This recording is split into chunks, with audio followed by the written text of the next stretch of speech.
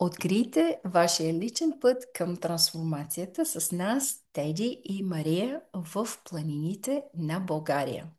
Здравейте, казвам се Мария Танева и съм терапевт по Wellness в Канада, както и регистриран белкар тук в Канада. Работя и онлайн с клиенти от цял свят.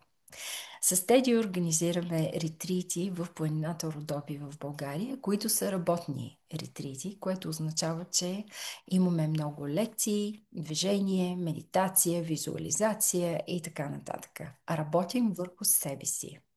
Така че, ако желаете да започнете истинско пътуване към самопознанието, чрез нови знания за себе си и вашите здравословни нужди, аз ви каня да се свържете с нас, да започнем процеса по подготовка за ретрита.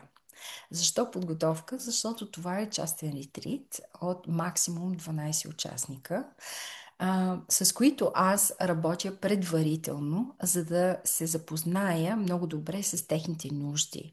Това ми дава възможност така да направя програмата, че всеки да си тръгне от ретрита с някакъв съществен резултат, физически резултат.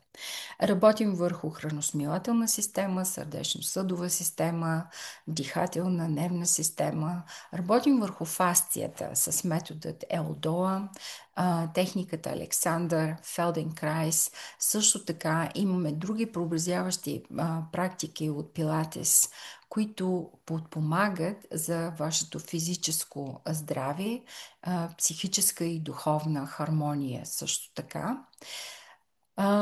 Правим много медитация и визуализация. По време на ретрита тази година сме добавили лекция за стъпалата и заземяване, както и лекция за врата и главата. Мисля, че ще ви е интересно също така да се свържете с много хора, които мислят по така подобен начин и които имат такъв начин и стил на живот, който да ви стимулира. Аз винаги много се радвам на моите срещи с хора в България, които идват на ретритите. Много ми е приятно да видя резултати и да видя как хората продължават след това да спазват тези правила и техники, научени техники по време на ретрита, които да им служат за тяхното по-добре здраве. Така че заповядайте, запознайте се с нас, свържете се с нас. Ние ви очакваме.